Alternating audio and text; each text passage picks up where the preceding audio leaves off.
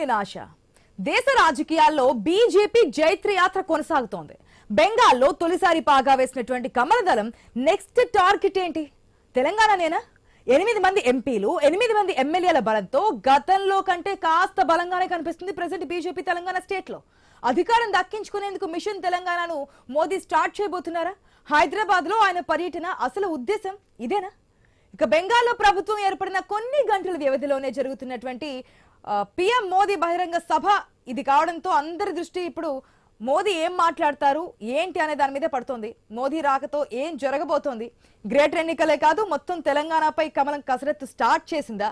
తెలంగాణలో బీజేపీకి అంత స్కోప్ ఉందా? ఎందుకంటే దక్షిణాదిలో ఇప్పటి వరకు కూడా బీజేపీ పాగా వేసినటువంటి సందర్భాలు లేవు. మనం జరిగినటువంటి తమిళనాడు ఎలక్షన్స్ లో కూడా మనం గమనించాం, కర్ణాటకలో కూడా మనం చూసాం.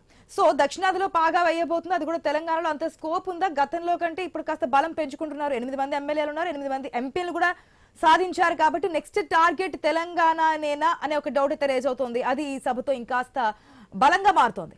ఇక బెంగాల్ నుంచి ఒడిశా వరకు, ఉత్తరాది నుంచి దక్షిణాది వరకు బీజేపీ తన ఓటు బ్యాంకును అసాధారణంగా పెంచుకుంటూ వస్తోంది. సౌత్ లో సత్తా చాటాలన్న కల మాత్రం పూర్తిగా నెరవేరలేదని చెప్పాలి. ఏపీలో కూటమి ప్రభుత్వం పాలన అయితే కొనసాగుతుంది. అది కూడా సింగిల్ గేమ్ కాదు. అక్కడ ఉన్నటువంటి కూటమి, అక్కడ టీడీపీ జనసేనతో పాటు బీజేపీ కొన్ని స్థానాల్లో పోటీ చేస్తుంది కాబట్టి అక్కడ ఎన్డీఏ కూటమి కింద మనకు కనిపిస్తోంది. గతంలో కర్ణాటకను సొంతం చేసుకుంది. తెలంగాణలో మాత్రం కమలం చేతికి చిక్కలేదు. ఇప్పుడు తెలంగాణపై స్పెషల్ ఫోకస్ పెట్టారా? ఈ వ్యూహంలో భాగంగానే మోదీ హైదరాబాద్ పర్యటనకు వస్తున్నారా? మూడోసారి ప్రధానిగా బాధ్యతలు చేపట్టిన తర్వాత ఆయన తొలిసారి తెలంగాణకు వస్తున్నారు. అది కూడా అస్సాం, బెంగాల్లో ఘన విజయం సాధించిన తర్వాత. ఈ టైమింగ్ పై అందరి దృష్టి పడుతోంది. తెలంగాణ అభివృద్ధికి కేంద్రం అడ్డుకట్ట ఉందనే స్పష్టమైన సందేశాన్ని ప్రజల్లోకి తీసుకువెళ్లడమే మోదీ కార్యక్రమం ప్రధాన ఉద్దేశ్యమా? ఇక తెలంగాణలో పట్టు సాధించేందుకు మోదీ చరిష్మానే ప్రధాన అస్త్రంగా మార్చుకోవాలంటూ బీజేపీ నేతలు భావిస్తున్నారా? పార్లమెంట్ ఎన్నికల్లో వచ్చిన అనూహ్య ఫలితాలు పెరిగిన ఓటు బ్యాంక్ కేడర్ లో కొత్త ఉత్సాహం నింపాయి. అయితే త్వరలో జీహెచ్ఎంసీ ఎన్నికలు జరగబోతున్నాయి. జంట నగరాల్లో కేంద్ర మంత్రి కిషన్ రెడ్డి, ఈటల రాజేందర్ ప్రాతినిధ్యం వహిస్తున్నారు. గ్రేటర్ లో కూడా బీజేపీ బలంగానే కనిపిస్తోంది. అయితే కార్పొరేషన్ ఎన్నికల్లో ఇమీడియట్ గా సత్తా చాటితే జిల్లాలో విస్తరణ ఈజీ అవుతుందంటూ కూడా బీజేపీ భావిస్తున్నటువంటి మాటగా అర్థమవుతోంది. మరి ఏ జిల్లాలో పరిస్థితి ఏ విధంగా ఉంది, ఎక్కడ బలంగా ఉంది, ఎక్కడ బలహీనంగా ఉంది, ఎక్కడ మిషన్ మోడ్ లో ఉంది, విస్తరణ ఎక్కడ సాధ్యం అవుతుందనే క్వశ్చన్స్ అయితే ఇప్పుడు రేస్ అవుతున్నాయి. ఎందుకంటే ఈ రోజు అనేక అభివృద్ధి కార్యక్రమాలు శంకుస్థాపనలో పార్టిసిపేట్ చేస్తున్నారు ప్రధాని మోదీ. తెలంగాణలో ఉన్నటువంటి అనేక కార్యక్రమాలు అంటే డెవలప్మెంట్ సంబంధించి ఆయన పార్టిసిపేట్ చేయబోతున్నారు. కానీ బహిరంగ సభలో ఏం మాట్లాడబోతున్నారు? ఒక్కసారి బీజేపీ గనక ఒక స్టేట్ మీద ఫోకస్ చేస్తే గనక, ఎగ్జాంపుల్ చెప్పాలంటే మనకి పశ్చిమ బెంగాల్లో ఈసారి ఎట్టి పరిస్థితుల్లోనూ బీజేపీ జెండా రెపరెపలాడాల్సిందే అనుకున్నారు. ఆ విధంగానే అక్కడ మోదీ కావచ్చు, అమిత్ షా కావచ్చు బహిరంగ సభలతో ప్రజలను తమ పార్టీ వైపు మలుచుకోవడానికి అహర్నిశలు శ్రమించారు. ఫైనల్ గా దాన్ని సాధించారు భారీ మెజారిటీతో. ఇప్పుడు నెక్స్ట్ టార్గెట్ బీజేపీకి తెలంగాణ స్టేట్ అనేది ఇండికేషన్స్ పంపిస్తున్నటువంటి సందర్భం మనకు కనిపిస్తోంది. ఎస్, అసలు ఈ రోజు సభకు సంబంధించిన పూర్తి అప్డేట్స్ తెలుసుకుందాం. మా ప్రతినిధి రత్నకుమార్ సిద్ధంగా ఉన్నారు. రత్నకుమార్, ఉదయం నుంచి మనం చూస్తున్నాం ఈ హడావుడి కనిపిస్తోంది. అసలు ట్రాఫిక్ సంబంధించిన నియమాలు ఏంటి, సభకు సంబంధించి ఏర్పాట్లు ఏ విధంగా చేశారు, బందోబస్తు ఏ విధంగా ఉంది, ఏ కార్యక్రమాలు పార్టిసిపేట్ చేస్తున్నారు? సో ఇది ఒక అభివృద్ధి కార్యక్రమాలు, సంక్షేమ కార్యక్రమాలు ఓపెనింగ్ అనుకోవచ్చా, లేదంటే కనుక ఏదైతే నెక్స్ట్ టార్గెట్ తెలంగాణ అనే విధంగా ఈ రోజు బీజేపీ సభ ఉంటుంది అనుకోవచ్చా? ఎస్ ఆశా, ఇప్పుడు అన్ని అంశాలు ఇందులో మిక్స్ అయి ఉన్నాయని చెప్పాలి. వైపున అభివృద్ధి కార్యక్రమాలకు శంకుస్థాపనలు, ప్రారంభోత్సవ కార్యక్రమాలు నిర్వహిస్తూ తెలంగాణకు చేసినటువంటి మంచిని ప్రజల్లోకి తీసుకెళ్లేటువంటి ప్రయత్నం చేస్తూనే ఇప్పటి వరకు గెలిచినటువంటి రీసెంట్గా పశ్చిమ బెంగాల్, పుదుచ్చేరి, అస్సాం ఎన్నికలలో గెలిచినటువంటి ఆ హడావిడి మొత్తాన్ని చూపిస్తూ తెలంగాణలోనూ క్యాడర్ను మరింత నూతన ఉత్తేజంతో ఆ జోష్ పెంచేటువంటి ఉద్దేశం కూడా బీజేపీలో ఉంది. మరోవైపు 3 సార్లు అంటే 3వసారి ప్రధానమంత్రి అయిన తర్వాత తొలిసారి హైదరాబాద్కు మోడీ రాబోతున్నారు. కాబట్టి ఈ యొక్క సభకు సంబంధించి పరేడ్ గ్రౌండ్స్లో ఇవాళ సాయంత్రం నిర్వహించబోతున్నటువంటి సభకు సంబంధించి ప్రతి ఒక్కరు ఇవాళ మోడీ ఏం చెప్పబోతున్నారు అనేదే ప్రతి ఒక్కరిలో ఆసక్తి నెలకొన్నటువంటి పరిస్థితి. ఇక ఈ యొక్క సభ నేపథ్యంలో అన్ని రకాల ఏర్పాట్లను అధికారులు పూర్తి చేశారు. మనం ప్రజెంట్ పరేడ్ గ్రౌండ్స్ దగ్గర ఉన్నాం. ఒకసారి విజువల్స్లో చూడొచ్చు, పూర్తిగా పరేడ్ గ్రౌండ్స్ మొత్తాన్ని పోలీసులు తమ ఆధీనంలోకి తీసుకున్నారు. ప్రధాని మోదీ పర్యటన నేపథ్యంలో ఇటువంటి అవాంఛనీయ ఘటనలు అనేవి చోటు చేసుకోకుండా దాదాపు 2600 మందికి పైగానే పోలీసులను యొక్క బందోబస్తుల యొక్క విధుల్లో నిర్వహించడం జరిగింది. ఇందులో 2000 మంది లాండ్ ఆర్డర్ పోలీసులు ఉన్నారు, 600 మంది ట్రాఫిక్ పోలీసులు ఉన్నారు. ఇక ప్రస్తుతం ట్రాఫిక్ పరమైనటువంటి రెస్ట్రిక్షన్స్ అనేవి ఏవీ లేకపోయినప్పటికీ కూడా మధ్యాహ్నం తర్వాత ప్రధాని మోడీ యొక్క ఈవెంట్ మూమెంట్ను బట్టి ట్రాఫిక్ డైవర్షన్స్ అనేవి డైవర్ట్ చేసేటువంటి అవకాశాలు కనిపిస్తూ ఉన్నాయి. 2 గంటల 20 నిమిషాల ప్రాంతంలో మోదీ ఇటు బెంగళూరు నుంచి బేగంపేట విమానాశ్రయానికి చేరుకుంటారు కాబట్టి సో ఆ టైం వరకు కూడా ట్రాఫిక్ పరమైనటువంటి ఇబ్బందులు ఏమీ తలెత్తకుండా ప్రస్తుతానికి ట్రాఫిక్ అనేది రిలీజ్ చేస్తూనే ఉన్నారు.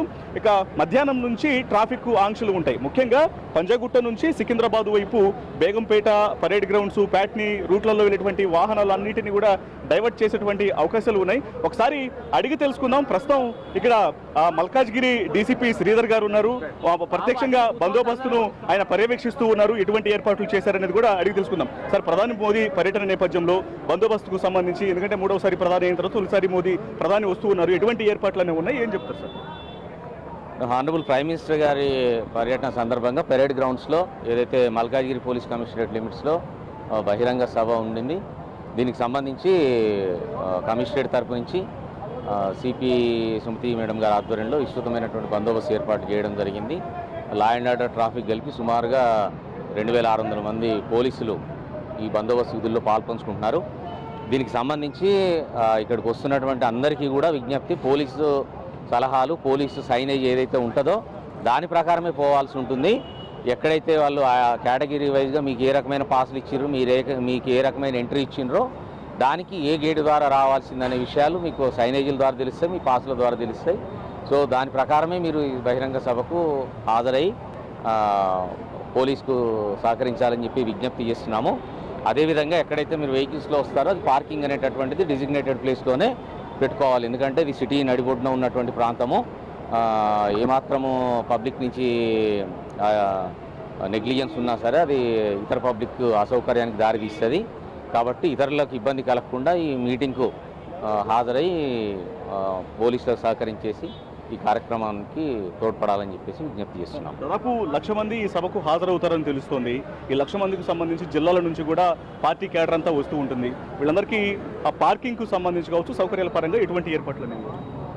పార్కింగ్ సంబంధించి కూడా ట్రాఫిక్ డీసీపీ గారి ఆధ్వర్యంలో ఏర్పాట్లు చేయడం జరిగిందండి. దానికి సంబంధించి వాళ్ళు అడ్వైజరీ ఇచ్చి ఉన్నారు. మేజర్గా మనకు బైసన్ పోలో గ్రౌండ్, తర్వాత ధోబీ ఘాట్ అనేటటువంటివి మేజర్ గ్రౌండ్స్ ఉంటాయి. ఏదైతే నార్త్ తెలంగాణ నుంచి వచ్చే వాటికి, ఈస్ట్ సైడ్ నుంచి వచ్చే వాటికి వరంగల్, నల్గొండ, ఖమ్మం దానికి సంబంధించేసి మెట్రో లైన్ ఉంటుంది కాబట్టి అది railway degree college, Uppal cricket stadium పక్కన ఉన్న ఐలా పార్కింగ్ గ్రౌండ్ అలాట్ చేయడం జరిగింది. అది దూరంగా ఉన్నప్పటికీ అక్కడి నుంచి మెట్రో యూజ్ చేసి ఇక్కడికి రావాలని చెప్పేసి విజ్ఞప్తి చేస్తున్నాం. ఎందుకంటే ఇక్కడికి వచ్చిన తర్వాత ఈ రూట్లో పార్కింగ్ ప్లేసెస్ ఏం లేవు. దానివల్ల అక్కడే పార్కింగ్ ప్లేసెస్ అలాట్ చేయడం జరిగింది. తదనంతరం అక్కడి నుంచి మెట్రో ద్వారా పెరేడ్ గ్రౌండ్స్కి ఈజీగా చేరుకోవచ్చు. మొత్తం ఎన్ని గేట్లు అనేవి, అంటే క్యాడర్ మొత్తం లోపలికి వెళ్ళడానికి, కార్యకర్తలు వాళ్ళందరూ పాసులు ఉన్న వాళ్ళందరూ లోపలికి వెళ్ళడానికి ఎన్ని గేట్లు అనేవి ఉన్నాయి? రెస్ట్రిక్టెడ్ గేట్లుగా ఏవి ఉన్నాయి? ఎందుకంటే మొత్తం అందరికీ తెలిసిందంటే పెరేడ్ గ్రౌండ్స్లో 12 గేట్లు ఉంటాయండి. దీంట్లో ఏదైతే మనకు ప్లాజా నుంచి టివోలీ వైపు రోడ్డు ఉంటుందో అది పూర్తిగా రెస్ట్రిక్ట్ చేయబడినటువంటి ప్రాంతము. అది ఓన్లీ లిమిటెడ్ ఎంట్రీ ఉంటుందండి. తర్వాత ఏదైతే ఎస్పీ రోడ్ ఉంటుందో ఎస్పీ రోడ్లో గేట్ నెంబర్ 6 ఉంటుందండి. గేట్ నెంబర్ 6లో డెసిగ్నేటెడ్ పాసెస్ ఇవ్వడం జరిగింది వాళ్ళు పార్టీ తరఫు నుంచి కానీ, తర్వాత ఏదైతే వాళ్ళు చేస్తున్నటువంటి జాబ్ నేచర్ మీడియాకు సంబంధించి కానీ, ఇతర గవర్నమెంట్ డిపార్ట్మెంట్లకు సంబంధించి కానీ గేట్ నెంబర్ 6 ద్వారా పాసులు ఇవ్వడం జరిగింది. మీకు ఇచ్చినటువంటి పాసులు చూపిస్తేనే ఇక్కడ ఎంట్రీ ఉంటుంది. దయచేసి అందరూ కూడా పాసులు వెంట తెచ్చుకోవాలి. పాస్ ఎవరికైతే ఉంటుందో వాళ్ళని మాత్రమే ప్రవేశింపజేస్తారు. వాళ్ళకు మళ్ళీ ఈ పిఎస్లు కానీ పిఎస్ఓలని ఇటువంటి వాటి దీంట్లో ఎంట్రీ ఉండదు. దయచేసి అందరూ అర్థం చేసుకోవాలి. ఎవరికైతే పాస్ ఉంటుందో ఆ వ్యక్తికి మాత్రమే ఇండివిజువల్గా ప్రవేశం ఉంటుంది. రిమైనింగ్ పాస్ లేని వాళ్ళందరూ కూడా మనకు అన్ని గేట్ల నుంచి తీసుకోవచ్చు. 8, 9, 10, 11, 12 వీటన్నిటి నుంచి కూడా ఫ్రీ ఎంట్రీ ఉంటుంది. కాకపోతే అన్ని ఎంట్రీలో కూడా మాకు పోలీస్ తరఫున డిఎఫ్ఎండి చెకింగ్ ఉంటుందండి. మ్యాండేటరీగా అందరూ కూడా డిఎఫ్ఎండి చెకింగ్కు సహకరించాలి. తర్వాత ముందు జాగ్రత్తగా ఏంటంటే మీరు అందరూ బ్యాగేజీలు కానీ, తర్వాత ఏదైతే నిషేధింపబడిన వస్తువులు, ప్రత్యేకించి వాటర్ బాటిల్స్, సమ్మర్ అయినప్పటికీ కూడా వాటర్ బాటిల్స్ అలౌ చేయట్లేదండి. ఇక్కడే వాళ్ళు organisers sufficient drinking water provide చేస్తున్నారు. కాబట్టి వాటర్ బాటిల్స్ అలౌ చేయడం జరగదు ఇన్సైడ్కి. అదేవిధంగా ఫైర్ ఆర్టికల్స్కి సంబంధించినవి కానీ, ఇతరత్ర ఏదైనా హాని కలిగించే, ఇతరులకు హాని కలిగించే షార్ప్ ఆబ్జెక్ట్స్ లాంటివి, మార్నాయిజర్ లాంటివి ఏవి కూడా అలో చేయరు. బ్యాగేజ్ కూడా అలో చేయరండి. ఇది public meeting, 1 hour public meeting అండి, 45 మినిట్స్. సో ఏ రకమైన బ్యాగేజ్ కూడా లోనకు అలో చేయబడదు. మీరు ఏదైతే వెహికల్స్లో వస్తారో దాంట్లోనే ఉంచుకొని రావాలని చెప్పి విజ్ఞప్తి చేస్తున్నాం. ట్రాఫిక్ అనేది ప్రస్తుతం మామూలుగానే వెళ్తూ ఉంది. ఎప్పటి నుంచి ఈ ఆంక్షలు అనేవి ఉండేవి, ఏ రూట్లలో డైవర్ట్ చేయబోతున్నారు? సో మా నోటిఫికేషన్ ప్రకారం అండి ఈరోజు పెరేడ్ గ్రౌండ్స్ చుట్టుపక్కల ప్రాంతాల్లో వీలైనంత మేరకు పబ్లిక్ను ట్రాఫిక్ అవాయిడ్ చేయాల్సిన, జర్నీ ఈ రూట్ గుండా అవాయిడ్ చేయవలసిందిగా విజ్ఞప్తి చేయడం జరిగింది. సో దానికి అనుగుణంగా ట్రాఫిక్ రద్దీని బట్టేసి మేము ఉంచుకున్నటువంటి రిస్ట్రిక్షన్స్ అమలు చేస్తామండి.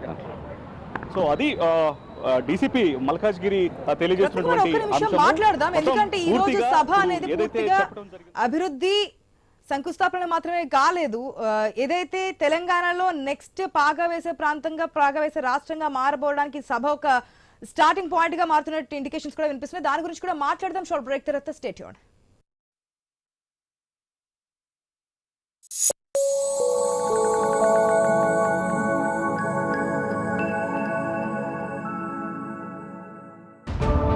హైదరాబాద్ కు విచ్చేస్తున్న ప్రియతమ ప్రధానమంత్రి శ్రీ నరేంద్ర మోదీ గారికి సుస్వాగతం. బీజేపీ బహిరంగ సభ మే 10 ఆదివారం సాయంత్రం 4 గంటలకు సికింద్రాబాద్ పరేడ్ గ్రౌండ్స్ లో. లక్షలాదిగా ప్రధాని సభకు వెళదాం, వికసిత్ భారత్లో భాగస్వామ్యమవుదాం.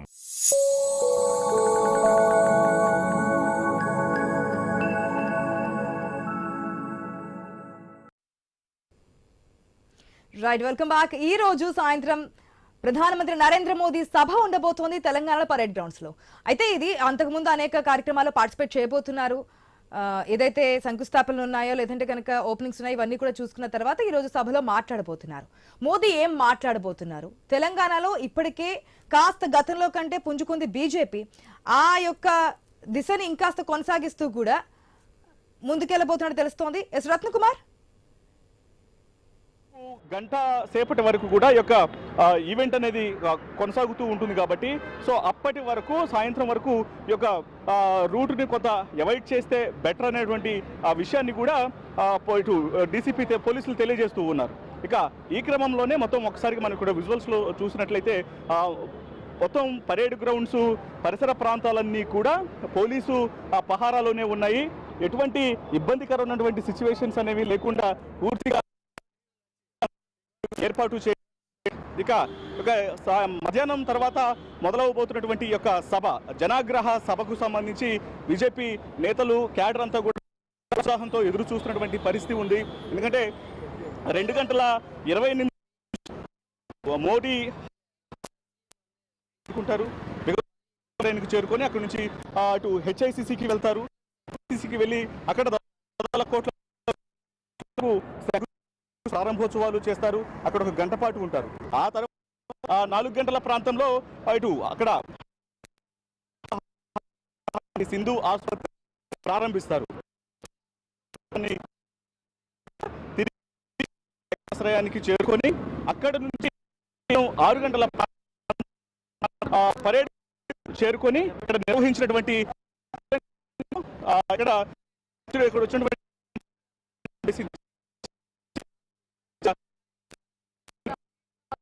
సభలో మాట్లాడ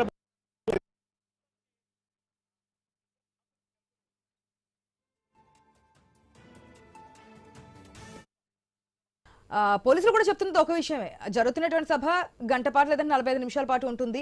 వాటర్ బాటిల్స్ తో సహా ఏది లోపలికి బ్యాగేజ్ అనేది అలౌ చేయడం లేదు. మీకు ఇచ్చినటువంటి అఫీషియల్ కార్డ్స్ ఏదైతే ఉన్నాయో ఆ కార్డ్స్ తీసుకొస్తే మాత్రమే మీకు పర్మిషన్ ఉంటుంది. అదేవిధంగా ట్రాఫిక్ సంబంధించినటువంటి ఆంక్షలు విధించారు. ఎక్కడైతే మనకి పార్కింగ్ ఉందో అక్కడ మాత్రమే పార్కింగ్ చేసుకోవాలని చెప్తున్నారు. అక్కడ నుంచి మెట్రో ద్వారా మాత్రమే సభకు రావాలని చెప్తున్నారు. ఎక్కడ ఇబ్బంది అంటే మిగిలిన ప్రయాణికులు ఎవరికి కూడా ఇబ్బంది కలగకుండా ఏర్పాట్లు చేసినటువంటి సందర్భం కూడా మనకు కనిపిస్తోంది. మొత్తంగా ఈ సభ ద్వారా బీజేపీ తెలంగాణ స్టేట్ లో ఎంతవరకు పుంజుకుంటుంది, ఇప్పటి వరకు ఏ జిల్లాలో బలంగా ఉంది, ఏ జిల్లాలో ఇంకా పుంజుకోవాల్సిన అవసరం ఉందనే విషయాన్ని తెలుసుకుందాం. మా తెలంగాణ బ్యూరో చీఫ్ కిరణ్ సిద్ధంగా ఉన్నారు. రైట్ కిరణ్, ఏ విధంగా చూడొచ్చు ఈ రోజు జరుగుతున్నటువంటి సభ? 2.5 సంవత్సరాల తర్వాత బీజేపీ అధికారంలోకి రావడానికి వేస్తున్నటువంటి మొదటి అడుగుగా చెప్తున్నారు. ఎట్లా చూడాలి? తెలంగాణలో బీజేపీ పాగా వేయాలని చూస్తుందా, అధికారమే లక్ష్యంగా, ఉప ఎన్నికల అధికారమే లక్ష్యంగా పావులు కలుపుతుందా అంటే అవుననే సమాధానాలు వినిపిస్తున్నాయి. ఎందుకంటే పశ్చిమ బెంగాల్, అస్సాం ఆయా ఆ రాష్ట్రాల్లో బీజేపీ దూకుడు చూడొచ్చు, జోష్ చూడొచ్చు. కానీ అదే జోష్ తెలంగాణలో కూడా ప్రయోగం చేద్దామనేటువంటి ప్రయత్నాలు ఇప్పటి నుంచే చేస్తున్నట్టు కూడా మనకు స్పష్టంగా తెలుస్తుంది. మరి నిజంగా తెలంగాణలో బీజేపీకి అంత సీన్ ఉందా? ఉత్తర తెలంగాణలో ఉన్నటువంటి ప్రభావం ఇప్పుడు దక్షిణ తెలంగాణలో లేదు. కానీ ఆ పరిస్థితుల్లో బీజేపీ అధికారం ఎలా అంటే అధికారం సాధించడం ఎలా అనేటువంటి విశ్లేషణలు కూడా ఇప్పుడు మనం చేయాల్సి ఉంటుంది. ఎందుకంటే పశ్చిమ బెంగాల్ చూసుకున్నట్లయితే పశ్చిమ బెంగాల్లో అసలు బీజేపీ ఉనికే లేదు. 50 ఏళ్ల రాజకీయ చరిత్రలో 15 ఏళ్ల పాటు తృణమూల్ కాంగ్రెస్, అదేవిధంగా 35 ఏళ్ల పాటు కమ్యూనిస్టులు పాలన సాగించడం జరిగింది. కానీ బీజేపీ కూడా అంటే 50 ఏళ్ల చరిత్రలో అధికారంలోకి వచ్చిన పరిస్థితి లేనేలేదు. ఓ విధంగా చెప్పాలంటే తృణమూల్ కాంగ్రెస్ కావచ్చు, వామపక్ష సంబంధించినటువంటి పార్టీలు కావచ్చు, బీజేపీ సిద్ధాంతాలకు చాలా వ్యతిరేకంగా ఉన్నటువంటి పార్టీలు. కానీ అందరి అంచనాలు తలకిందులు అయ్యేలా విధంగా కూడా పశ్చిమ బెంగాల్లో భారీ మెజార్టీతో విజయం సాధించినటువంటి పరిస్థితి అయితే ఉందని చెప్పొచ్చు. ఓ విధంగా చెప్పాలంటే తెలంగాణలో ఉన్నంత ఉనికి పశ్చిమ బెంగాల్లో బీజేపీ అసలు ఉనికే లేదని కూడా మనకు స్పష్టంగా తెలుసు. భారీ మెజార్టీ అంటే 294 సీట్లకు గాను 208 సీట్లతో కూడా భారీ విజయం సాధించినటువంటి పరిస్థితి అయితే ఉందని చెప్పొచ్చు. ఆ విజయాలను బేస్ చేసుకొని, ఆ ప్రయోగాలను బేస్ చేసుకొని, ఆ ప్రయత్నాలే తెలంగాణలో కూడా ప్రయోగించాలని కూడా మనకు చూస్తున్నారని కూడా మనకు స్పష్టంగా తెలుస్తా ఉంది.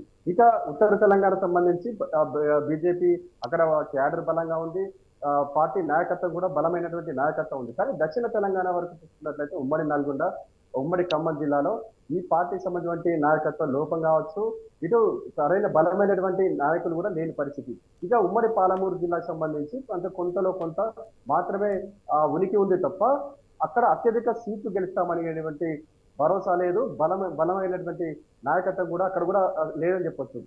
ఉదాహరణకు 2023 ఎన్నికలకు సంబంధించి కాంగ్రెస్ పార్టీకి సంబంధించి కేవలం ఉమ్మడి నల్గొండ, ఖమ్మం అంటే ఈ రెండు ఉమ్మడి జిల్లాలకు సంబంధించి 20 సీట్లు, అంటే మిత్రపక్షం ఒక సీట్, మిత్రపక్షం ఒక పార్టీ కలిసి 20 సీట్లు సాధించింది. అంటే కాంగ్రెస్ పార్టీ అధికారంలో రావడానికి ఉమ్మడి నల్గొండ, ఖమ్మం ఈ రెండు జిల్లాలే బలంగా పనిచేసినటువంటి పరిస్థితి అయితే ఉంది. కానీ ఇప్పుడు మాత్రం ఈ రెండు జిల్లాలకు సంబంధించి అంటే ఈ 3 జిల్లాలు ఉమ్మడి పాలమూరు, ఖమ్మం, నల్గొండ ఈ 3 జిల్లాల్లో బీజేపీ ఉనికే లేనప్పుడు బీజేపీ అధికారంలోకి వస్తుందనేటువంటి బలమైన నమ్మకం ఎలా ఉందనేటువంటి అనుమానాలు కూడా వ్యక్తం అవుతా ఉన్నాయి. ఇక దాన్ని కూడా విశ్లేషణ చేసుకోవాల్సినటువంటి పరిస్థితి కూడా మనం ఉందని చెప్పొచ్చు. ఎందుకంటే 2014 ముందు ఇక్కడ ఉమ్మడి నల్గొండ కావచ్చు, ఖమ్మం కావచ్చు, మహబూబ్నగర్ సంబంధించి ఈ 3 జిల్లాలకు సంబంధించి బీఆర్ఎస్ పార్టీ ఉనికి లేదు. అయినప్పటికీ కూడా 2014లో బీఆర్ఎస్ అధికారంలోకి వచ్చింది. ఇక్కడ పార్టీ అంటే కాంగ్రెస్ పార్టీ కంచుకోటలో కూడా బీఆర్ఎస్ పార్టీ సత్తా చాటింది. అంటే అక్కడ నాయకత్వం మార్పు కోరుకున్నటువంటి పరిస్థితి అయితే ఉందని కూడా చెప్పొచ్చు. అటువంటి మార్పే ఇటు బీజేపీ వైపు మలుతుందా అనేటువంటి ఒక ఆశతో కూడా ఇప్పుడు బీజేపీ నేతలు ఉన్నారు. ఆ క్రమంలోనే ఇటు తెలంగాణపై కూడా ఫుల్ ఫోకస్ పెట్టినట్టు కూడా తెలుస్తా ఉంది. అత్యధిక స్థానాలు గెలిచి తెలంగాణలో అధికారం చేపట్టాలనేటువంటి కసితో ఇటు బీజేపీ పనిచేస్తా ఉంది. ఒకవేళ బీజేపీ అంటే చిన్న పార్టీలతో పొత్తు పెట్టుకోనైనా కూడా తెలంగాణలో అధికారంలో రావాలనేటువంటి ప్రయత్నాలు ఇప్పటి నుంచే చేస్తా ఉన్నటువంటి పరిస్థితి అయితే ఉంది. ఈ రోజు నిర్వహించేటువంటి సభ కూడా అందుకే ఆ ప్రయోగంలోనే భాగమని కూడా మనకు స్పష్టంగా తెలుస్తా ఉంది.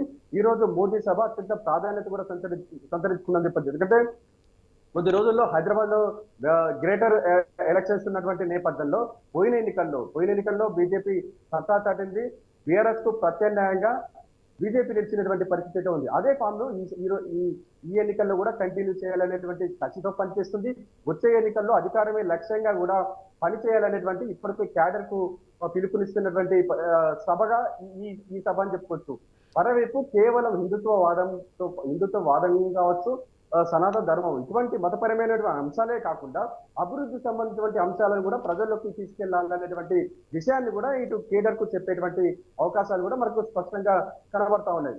ముఖ్యంగా ఇటు కాంగ్రెస్ ప్రభుత్వం అమలు చేస్తున్నటువంటి పెన్షన్ సంబంధించి వృద్ధుల పెన్షన్ కావచ్చు, వికలాంగుల పెన్షన్ సంబంధించి కావచ్చు, ఆ పెన్షన్ లో బీజేపీ పాత్ర అంటే ఆ నిధులలో బీజేపీ నిధులకు సంబంధించి కావచ్చు, సన్న పేదలకు పేద మధ్యతరగతి ప్రజలకు ఇచ్చేటువంటి సన్న బియ్యం సంబంధించి కావచ్చు, ఆ కేంద్ర ప్రభుత్వం సంబంధించిన నిధులపై కూడా ఇటు ప్రజల్లోకి తీసుకెళ్లేవైతే అవకాశాలు ఉన్నాయి. మరోవైపు కేంద్ర ప్రభుత్వ సంక్షేమ పథకాలు, కేంద్ర ప్రభుత్వ నిధులతో అభివృద్ధితో జరుగుతున్నటువంటి అంశాలను కూడా ఇటు ప్రజల్లోకి బలంగా తీసుకెళ్లాలనేటువంటి ఒక హింటును క్యాడర్ కి ఇచ్చేందుకు కూడా ఇటువంటి సభలు పెడుతున్నట్టు కూడా మనకు స్పష్టంగా తెలుస్తోంది.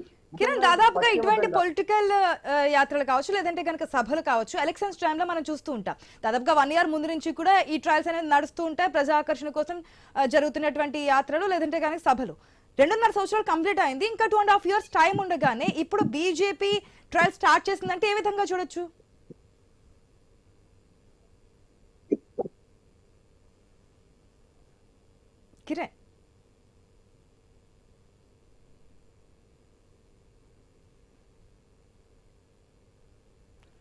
కిరణ్, మీ ఆడియో మ్యూట్ లో ఉంది, ప్లీజ్.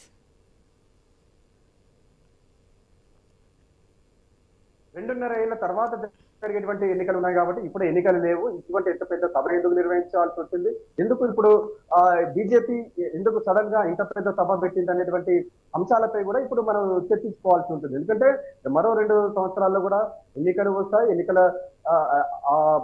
మరికొద్ది రోజుల్లో కూడా ఇటు గ్రేటర్ ఎలక్షన్ లో ఉన్నటువంటి నేపథ్యంలో పోయిన ఎన్నికల్లో గ్రేటర్ ఎలక్షన్ లో బీజేపీ సత్తా చాటింది.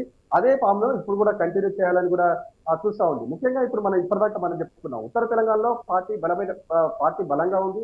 అక్కడ నాయకత్వం సరైనటువంటి నాయకత్వం ఉంది. కానీ ఇక్కడ మాత్రం ఇటు దక్షిణ తెలంగాణకు వచ్చే వరకు కూడా ఇటు క్యాడర్ అక్కడక్కడ అర్బన్ ప్రాంతాల్లో క్యాడర్ ఉన్నప్పటికీ కూడా ఇక్కడ నాయకత్వ లోపం అనేటువంటి మైనస్ ఇప్పుడు స్పష్టంగా కనబడతా ఉంది. ఉమ్మడి పాలమూరు కావచ్చు, నల్గొండ, ఖమ్మం ఈ 3 ఉమ్మడి జిల్లాల్లో ఇటు కాంగ్రెస్ అదేవిధంగా బీఆర్ఎస్ పార్టీ బలంగా ఉంటుంది. కానీ బీజేపీ ఎక్కడ కూడా సత్తా చాటని పరిస్థితి అయితే ఉంది. 2023 ఎన్నికల్లో కూడా ఇక్కడ అభ్యర్థులకు సంబంధించి 1 సీటు గెలవలేకపోయారు. ఇక్కడ బరిలో ఉన్నవారు కనీస డిపాజిట్ కూడా రాలేకపోయింది. ఆ పరిస్థితుల్లో ఇక్కడ బలమైన నాయకత్వం సంబంధించి కూడా ఇక్కడ బలమైన లీడర్లను కూడా క్యాష్ చేసుకోవాలని కూడా తీసుకున్నట్టుగా తెలుస్తా ఉంది. ఉమ్మడి నెల్లూరు జిల్లా అంటే కాంగ్రెస్ పార్టీకి చాలా బలమైనటువంటి జిల్లా. ఎవరైతే కీ రోల్ పోషించేటువంటి అగ్రనేతలు ఉన్నారో ఆ అగ్రనేతలను క్యాచ్ చేసుకుంటే ఇటు బీజేపీ సత్తా చాటొచ్చేటువంటి ఇటు ఒక ప్రయత్నం కూడా చేస్తా ఉన్నటువంటి పరిస్థితులు కూడా కనబడతా ఉన్నాయి. ఉదాహరణకు కోమటిరెడ్డి రాజగోపాల్ రెడ్డి లాంటి లీడర్ ఇక్కడ ఉమ్మడి జిల్లాకు సంబంధించి ఆయనను క్యాచ్ చేసుకుంటే ఖమ్మం జిల్లా సంబంధించి పొంగులేటి శ్రీనివాసరెడ్డి అటువంటి బడా లీడర్లను క్యాచ్ చేసుకొని కూడా బీజేపీ దూకుడుగా ముందుకు వెళ్లాలనేటువంటి ఒక ప్రయత్నం కూడా చేస్తున్నట్టు కూడా చర్చ జరుగుతుంది. ఈ నేపథ్యంలోనే వీక్ గా ఉన్నటువంటి దక్షిణ తెలంగాణలో ఇటు పార్టీ బలోపేతం కోసం ఇప్పటి నుంచే ప్రయోగాలు కూడా చేస్తా ఉన్నట్టు కూడా మనకు స్పష్టంగా తెలుస్తా ఉంది. వచ్చే ఎన్నికల్లో ఇదే 2.5 ఏళ్లకు ముందే కూడా పార్టీ బలమైనటువంటి శక్తిగా ఎదగాలని, అదేవిధంగా ఇటు కాంగ్రెస్ పార్టీకి ప్రస్తుతం అయితే బీజేపీ ప్రత్యామ్నాయ శక్తిగా ఎదగాలనేటువంటి ఆలోచనతో బీజేపీ ముందుకెళ్తున్నట్టుగా మనకు స్పష్టంగా తెలుస్తా ఉంది. పశ్చిమ బెంగాల్లో ఏదైతే ఉపయోగించినటువంటి ప్రయోగాలు ఇప్పుడు తెలంగాణలో కూడా అదే ప్రయోగం చేయాలనేటువంటి ఒక కసితో ఇటు బీజేపీ ఉన్నట్టు కూడా మనకు స్పష్టంగా తెలుస్తుంది. అందుకే ఇటువంటి సభలు ఇంకా ముందు చాలాగానే ఉండొచ్చని కూడా తెలుస్తా ఉంది. ఏదైతే కాంగ్రెస్ ప్రభుత్వం ఏదైతే ఫెయిల్ అయినటువంటి అంశాలకు సంబంధించి కూడా ప్రజల్లోకి బలంగా తీసుకెళ్లాలనేటువంటి వ్యూహంతో కూడా ఇటు బీజేపీ ఉన్నట్టుగా తెలుస్తా ఉంది. ఆ నేపథ్యంలోనే ఇటువంటి సభల ద్వారా ఇటు కేడర్ లో జోష్తో పాటు కేడర్ కు కేంద్ర ప్రభుత్వం అమలు చేసేటువంటి సంక్షేమ పథకాలు కావచ్చు, కాంగ్రెస్ ఫెయిల్ అయినటువంటి అంశాలను ప్రజల్లోకి బలంగా తీసుకెళ్లాలనేటువంటి ఒక సంకేతం పంపిస్తున్నట్టు కూడా ఇటు సభల ద్వారా సంకేతం పంపిస్తున్నట్టు కూడా మనకు స్పష్టంగా తెలుస్తా ఉంది. Right Kiran, thanks for the update. మొత్తంగా ఏదైతే వరుస విజయాలతో దూసుకుపోతున్నటువంటి బీజేపీ నెక్స్ట్ టార్గెట్ తెలంగాణగా ఈ రోజు సభ ద్వారా ముందుకెళ్తున్నట్టు తెలుస్తోంది. మాట్లాడదాం దీని గురించి. దానికంటే ముందు షార్ట్ బ్రేక్ తీసుకుందాం. Stay tuned. మనం చూస్తున్నాం మొన్న ఎలక్షన్స్ లో, అది అసెంబ్లీ ఎలక్షన్స్ కావచ్చు లేదంటే పార్లమెంట్ ఎలక్షన్స్ కావచ్చు, గతంలో కంట పుంజుకొని ముందుకెళ్తుంది BJP. So next elections target మాదని చెప్పి అప్పట్లో చెప్పారు. కానీ ఈ రోజు ప్రధాని మోదీ సభ ద్వారా దాన్ని కార్యరూపంలో తీసుకొచ్చినట్టు తెలుస్తోంది. ఈ రోజు సభలో ఏం మాట్లాడబోతున్నారనేది ప్రాధాన్యత సంతరించుకుంది. దాని గురించి కూడా మనం డిస్కస్ చేశాం. ఇప్పుడు ఏ జిల్లాలో బలంగా ఉందని మాట్లాడదాం. వరంగల్లో బీజేపీ ప్రెసెంట్ సిచ్యువేషన్ ఏంటి అనే దాని గురించి చెప్పడానికి మా ప్రతినిధి ప్రశాంత్ సిద్ధంగా ఉన్నారు. రెడ్ ప్రశాంత్, బీజేపీ నెక్స్ట్ టార్గెట్ గా తెలంగాణ ఉండబోతున్నట్టు తెలుస్తోంది. దానికి ఇప్పటి నుంచి కూడా పావులు కదుపుతున్నట్టుగా తెలుస్తోంది. ఎంతవరకు స్ట్రాంగ్ గా ఉందనుకోవచ్చు అక్కడ?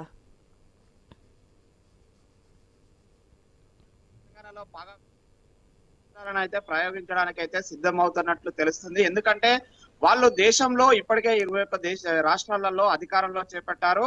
అటు ముఖ్యంగా సిద్ధాంతపరమైనటువంటి వ్యతిరేకత ఉన్నటువంటి అన్ని రాష్ట్రాలను ఒక్కొక్కటిగా కొట్టుకుంటూ వచ్చారు. ఆ తర్వాత నెక్స్ట్ టార్గెట్ అయితే ముఖ్యంగా హైదరాబాద్ పాత బస్తీ లాంటి ప్రదేశంలో నిత్యము ఉగ్రవాద మూకల కలకలాలు రేగుతున్న సెంటర్ గా ఉంది. హైదరాబాదు ఆ దేశంలోనే రెండో ఆర్థిక రాజధానిగా బాంబే తర్వాత అత్యంత ఆర్థిక వనరులు కలిగినటువంటి ప్లేస్ గా హైదరాబాద్ ఉంది. అక్కడే కొంత ఉగ్ర కలకలాలు ఊకే కనిపించడం అయితే ఖచ్చితంగా హైదరాబాద్ ను హస్తగతం చేసుకోవాలి. ఆ తర్వాత తెలంగాణ రాష్ట్రాన్ని కూడా తమ చేతుల్లోకి తీసుకోవాలనే ప్రయత్నాలు అయితే ముమ్మరంగా ప్రయత్నం చేస్తున్నట్టయితే మనకు స్పష్టంగా కనిపిస్తుంది. ముఖ్యంగా బీజేపీ ఎదుగుదల చూస్తే 2014 నుంచి చూసినట్లయితే 2014లో ఒక ఎంపీ సీటు గెలిస్తే 2019కి వచ్చేసరికి 4 ఎంపీ సీట్లు గెలిచింది. 2024కి వచ్చేసరికి అవి 8 సీట్లుగా మారాయి. అంటే వాళ్ళు పార్లమెంట్ ఎన్నికలను అంచెలంచెలుగా ఎదుర్కొంటూ వచ్చారు. ఇప్పుడు తెలంగాణ రాష్ట్రంలో ఉన్న 17 పార్లమెంట్ స్థానాలకు గాను సగం సీట్లను వాళ్ళు హస్తగతం చేసుకున్నారు. అంటే 8 సీట్లలో సుమారు 60 అసెంబ్లీ స్థానాలలో వాళ్ళు మెజారిటీ ఓట్లను సాధించి వాళ్ళు 8 సీట్లను సాధించుకున్నారు. అయితే మొన్న జరిగిన ఎన్నికలలో 8 మంది ఎమ్మెల్యేలు గెలిచినప్పటికీ కూడా ఆ తర్వాత జరిగిన 2 ఎమ్మెల్సీ గ్రాడ్యుయేట్ ఎమ్మెల్సీ అటు టీచర్ ఎమ్మెల్సీ ఉత్తర తెలంగాణకు పట్టుగా ఉన్నటువంటి ముఖ్యంగా దక్షిణ తెలంగాణలో ఏదైతే గతంలో బీఆర్ఎస్ కాంగ్రెస్ బలంగా ఉన్న చోటే 2 ఎమ్మెల్సీలను కూడా హస్తగతం చేసుకుంది. అందులో ముఖ్యంగా మెదక్ జిల్లా, ఆదిలాబాద్ జిల్లా, నిజామాబాద్ జిల్లా, కరీంనగర్ జిల్లా ఈ 4 జిల్లాలలో అటు ఎమ్మెల్యేలు గెలవడం కావచ్చు, ఎంపీలు గెలవడం కావచ్చు, పూర్తిగా ఎంపీలు 5 ఎంపీలకు 5 ఎంపీలు క్లీన్ స్వీప్ చేసుకున్నారు. అదేవిధంగా ఎమ్మెల్యేలు అత్యధికంగా అక్కడే 7 ఎమ్మెల్యేలు గెలిచారు, అక్కడే 2 ఎమ్మెల్సీలు గెలిచారు. దాంతో పాటు ఉమ్మడి వరంగల్ జిల్లాకు వస్తే గనక ఉమ్మడి వరంగల్ జిల్లాలో బీజేపీ చరిత్ర పుట్టుకతోటే ఇక్కడ హన్మకొండ ఎంపీ సీటు గెలిచిన చరిత్ర ఉంది.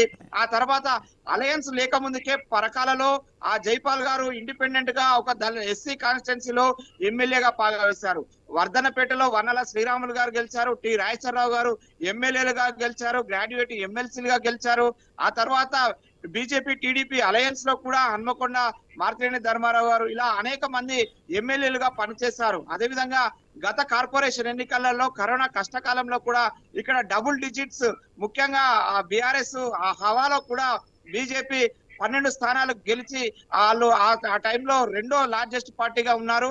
అప్పుడు కాంగ్రెస్ పార్టీ కేవలం 3 సీట్లే గెలిచింది.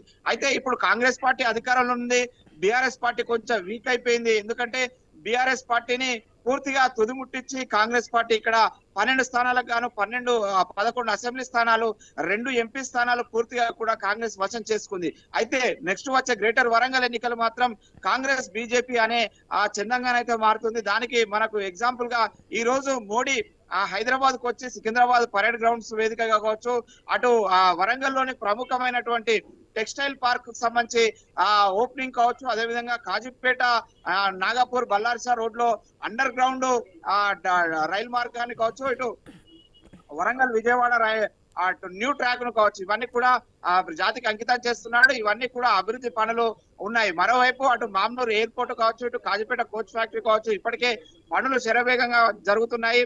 మరికొద్ది రోజుల్లోనే వరంగల్ కి మోడీ వచ్చి కార్పొరేషన్ ఎన్నికల్లో కూడా టార్గెట్ చేసి గెలిచే అవకాశం ఉంది. ప్రశాంత్, మొత్తంగా ఇప్పుడు ఉన్నటువంటి సిచ్యువేషన్స్ లో అధికార ప్రతిపక్షాల మధ్య టఫ్ ఫైట్ నడుస్తోంది. మనం చూస్తూ ఉన్నాం ఏ విధంగా ఉందనేది.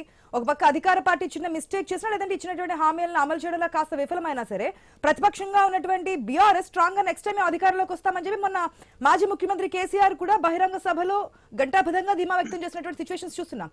ఇంత స్ట్రాంగ్ అపోజిషన్ ఉన్నప్పుడు బీజేపీకి ఎంతవరకు స్కోప్ ఉంటుంది అనుకోవచ్చు? యశాష గత ఎన్నికలలో బీజేపీ బి ప్లాన్ తోటి వెళ్ళింది. అందుకే కేసీఆర్ కు అటు బీఆర్ఎస్ పార్టీకి పరాజయం తప్పింది.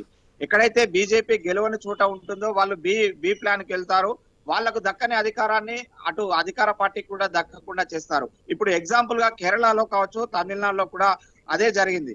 డిఎంకే తోటి వాళ్లకు సిద్ధాంతపరమైన వైరుధ్యం ఉంది. ద్రవిడవాదం పేరుతోటి అటు హిందీ భాషను కావచ్చు, దేశాన్ని కావచ్చు, దేశ రాజ్యాంగాన్ని కావచ్చు నిత్యము డిఎంకే వాళ్ళు వ్యతిరేకిస్తూ వచ్చారు. దానికి ఖచ్చితంగా డిఎంకే కు పనిష్మెంట్ చేయాలని చెప్పి అక్కడ ఏదైతే ద్రవిడవాదం పేరుతో ఉన్న రాష్ట్రాల పార్టీలను మట్టి కరిపించి ఒక సినీ గ్లామర్ ను యాడ్ చేసి అక్కడ విజయ్ని గెలిచే విధంగా బి ప్లాన్ కు వెళ్లి అక్కడ ద్రవిడ పార్టీలను ఓడించిన చరిత్ర బీజేపీకి ఉంది. అదే విధంగా కేరళలో కూడా లెఫ్ట్ పార్టీలు అటు పినరాయి విజయన్ ఆధ్వర్యంలో అటు లెఫ్ట్ పార్టీ అధికారంలో ఉంది.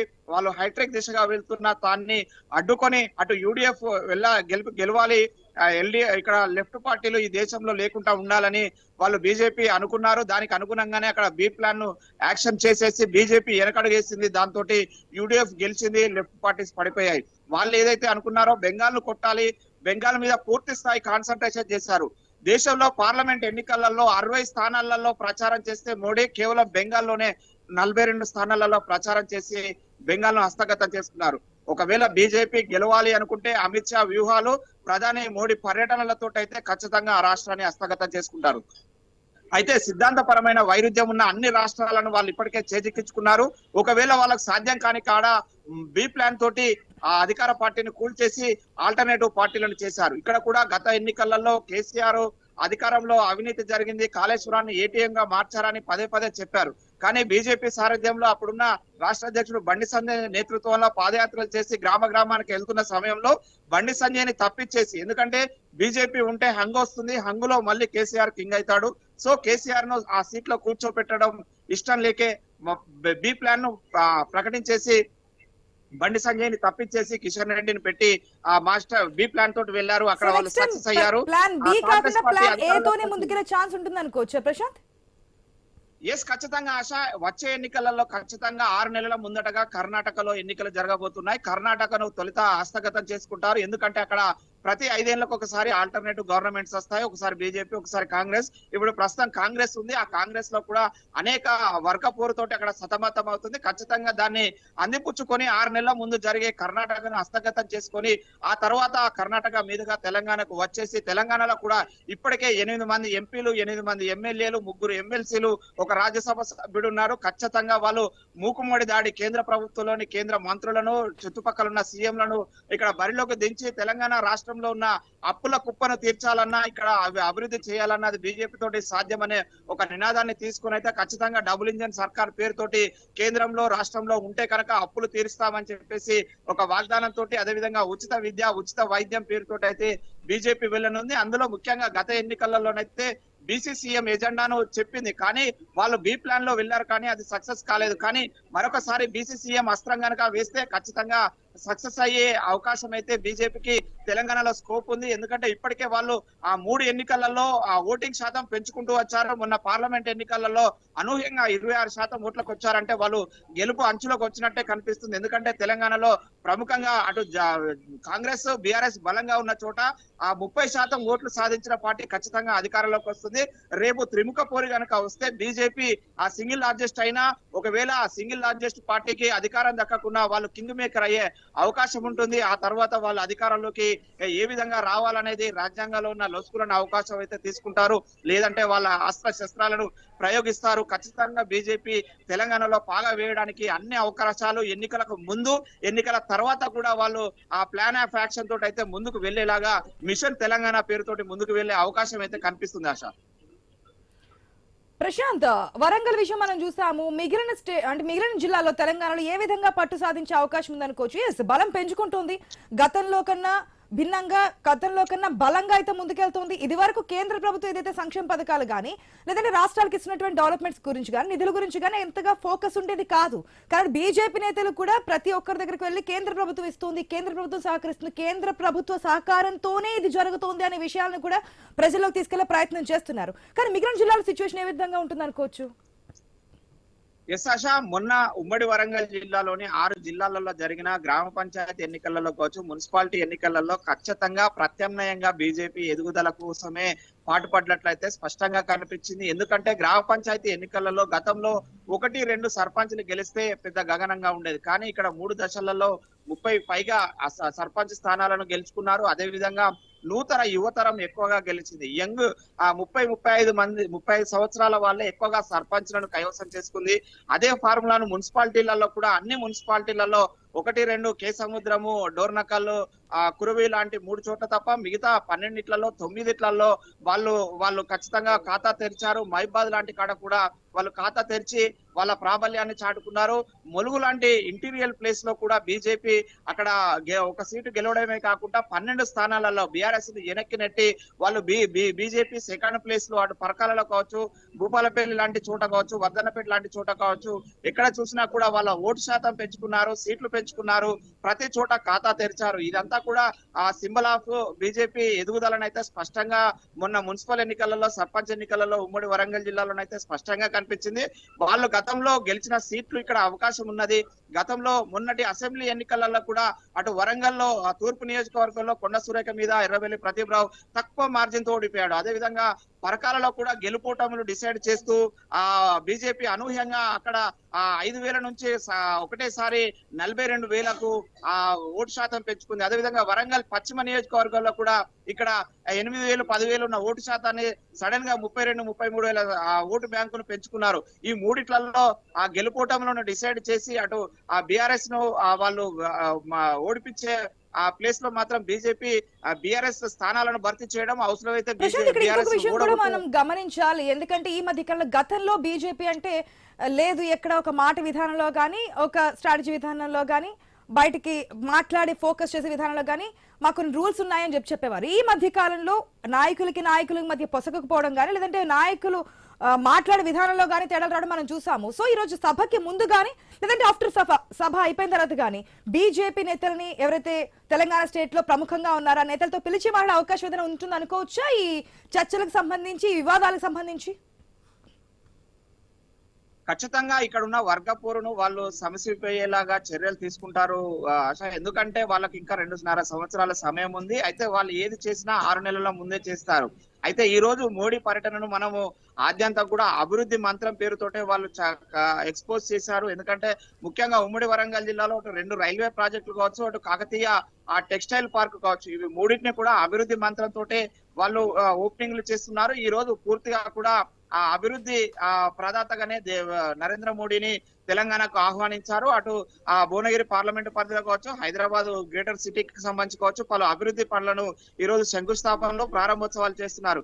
ఈ రోజు జరిగే పర్యటన పూర్తిగా ఆద్యంతము అభివృద్ధి మంత్రం అయినప్పటికీ కూడా సాయంత్రం జరిగే పరేడ్ గ్రౌండ్ లో మాత్రం ఖచ్చితంగా అటు గెలుపు గర్వంతో మోడీ ఖచ్చితంగా మాట్లాడతాడు. ఇక్కడ తెలంగాణ ప్రజలకు కూడా భరోసా ఇస్తాడు. ఇప్పుడున్న పరిస్థితులు, వ్యవస్థలు, ఉచితాల పేరుతోటి తెలంగాణ ప్రజలు కొంత ఇబ్బందులు పడుతున్న విషయాన్ని కూడా స్పష్టంగా మోడీ మాట్లాడనున్నాడు. ఇక్కడ కాంగ్రెస్ ప్రభుత్వం కావచ్చు, గతంలో చేసిన బీఆర్ఎస్ ప్రభుత్వ తప్పిదాలను అయితే ఖచ్చితంగా మోడీ తనదైన స్టైల్లో ఎండగడతాడు. కానీ వాళ్ళు ఈ 2 సంవత్సరాలు పూర్తిగా అభివృద్ధి మంత్రం జపించి చివరి 6 నెలల్లో మాత్రం ఖచ్చితంగా ఇక్కడ అస్త్ర శస్త్రాలను దండించైనా ఖచ్చితంగా తెలంగాణను హస్తగతం చేసుకుంటారు. అందులో ముఖ్యంగా ఉమ్మడి వరంగల్ జిల్లాకు వచ్చినట్టయితే దేశంలో బీజేపీ ఎదుగుదలలో ఒకటి గుజరాత్ లో, ఒకటి తెలంగాణలో 2 స్థానాల నుంచి ప్రారంభమైనప్పుడు అది ఉమ్మడి వరంగల్ జిల్లాలోని హన్మకొండ ఎంపీ పార్లమెంటు నుంచే బీజేపీ జైత్రయాత్ర ప్రారంభమైంది. కాబట్టి ఖచ్చితంగా వాళ్ళు వరంగల్ ను ఖచ్చితంగా కాన్సన్ట్రేషన్ చేస్తున్నారు. వచ్చే గ్రేటర్ వరంగల్ ఎన్నికలు ఇప్పుడు మొన్నటి 7వ తారీఖు తోటి కాలం ముగిసింది. ఖచ్చితంగా ఈ 3 నెలల్లో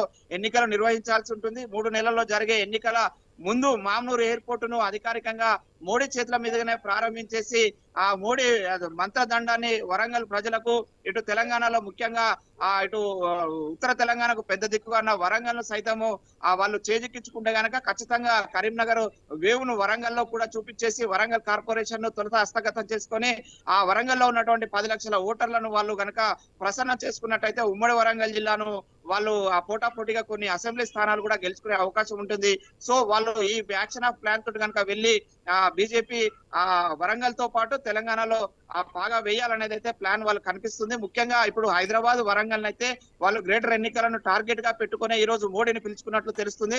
ఈ రోజు హైదరాబాద్ లో పలు ప్రాజెక్టులు ఓపెనింగ్ చేస్తున్నాడు. అదేవిధంగా వరంగల్ లోని పలు ప్రాజెక్టులను వర్చువల్ గా ఓపెనింగ్ చేశాడు. అయితే వరంగల్ గ్రేటర్ ఎన్నికల ముందు స్వయంగా మళ్ళా 3 నెలల్లో నేను మళ్ళీ వస్తాను, అది వరంగల్ కు నేరుగా వచ్చి మామూరు ఎయిర్పోర్ట్ ను, కాజిపేట కోచ్ ఫ్యాక్టరీని నేనే స్వయంగా ప్రారంభిస్తానని బీజేపీ నేతలకు చెప్పినట్టయితే ఇక్కడ ఉమ్మడి వరంగల్ జిల్లా నేతలు చెప్తున్నారు. అందుకే ఈ రోజు వరంగల్ కు తీసుకురావట్లేదు, మేము మా ఎన్నికల మేనిఫెస్టో, ఎన్నికల స్టంట్ గానే మేము మోడీ ప్రధానిని ఇక్కడికి వరంగల్ కు తీసుకొస్తామనే ఆశాభావాన్ని అయితే ఉమ్మడి వరంగల్ జిల్లా నేతలు చెప్తున్నారు. అదే గనక జరిగితే ఖచ్చితంగా గ్రేటర్ వరంగల్ ఎలక్షన్లలో మాత్రము బీజేపీ కాంగ్రెస్ అనే పోటీ ఉండే అవకాశం అయితే ఉంది ఆశ. Right, thanks for the update Prashant. మొత్తంగా 2.5 సంవత్సరాల ముందు నుంచే ప్లాన్ అని సిద్ధం చేస్తున్నట్టు తెలుస్తోంది బీజేపీ. ఎందుకంటే నెక్స్ట్ పాగా వేసే తెలంగాణలోనే అనే ఇండికేషన్స్ కూడా వినిపిస్తున్నాయి. దానికి అనుగుణంగానే ఇప్పటి నుంచి కూడా బీజేపీ ఏం చేస్తుంది, కేంద్రం నుంచి వస్తున్నటువంటి నిధులు ఏ విధంగా ఉన్నాయి, డబుల్ ఇంజన్ సర్కార్ వస్తే ఏ విధంగా ఉంటుంది, గత ప్రభుత్వం ఈ ప్రభుత్వం ఏ విధంగా చేస్తోంది, అప్పులు కుప్పగా మారిపోయినటువంటి రాష్ట్రం ఏ విధంగా చేయాలి, ఈ అంశాలన్నీ కూడా రాబోతున్నాయి. At the same time development కి సంబంధించి కూడా ఏ విధంగా ముందుకు వెళ్తుంది, దానికి కేంద్ర సహకారం ఎంతవరకు ఉంది, ఈ విషయాలన్నింటినీ కూడా ఈ రోజు మాట్లాడబోతున్నారు. దానికి రీజన్ ఏదైతే నెక్స్ట్ టైం తెలంగాణలో బీజేపీ అధికారంలోకి రావడం కోసం చేస్తున్నటువంటి ప్రయత్నంగా ఈ రోజు సభ ఉండబోతుందని తెలుస్తుంది. చూద్దాం ఏ విధంగా మాట్లాడబోతున్నారు, ఏ కామెంట్స్ ఈ రోజు ప్రధానం చేయబోతున్నారు. ఎందుకంటే గెలుపు ఉత్సాహంతో ఉన్నారు ఆవిడ. పశ్చిమ బెంగాల్లో తమ జెండా పాతాలనుకున్నటువంటి ఆశయంతో ఉన్నటువంటి బీజేపీ భారీ మెజారిటీతో అక్కడ విజయం సాధించింది కాబట్టి ఆ జైత్ర ఉత్సాహంతో లేదంటే గనక ఆ విజయోత్సాహంతో మాట్లాడే అవకాశం కూడా ఉంది కాబట్టి ఏం మాట్లాడతారో చూద్దాం. కంటిన్యూ చేద్దాం, ఇంకా చాలా అంశాల గురించి చర్చిద్దాం. దానికంటే ముందు షార్ట్ బ్రేక్ తీసుకుందాం. Stay tuned.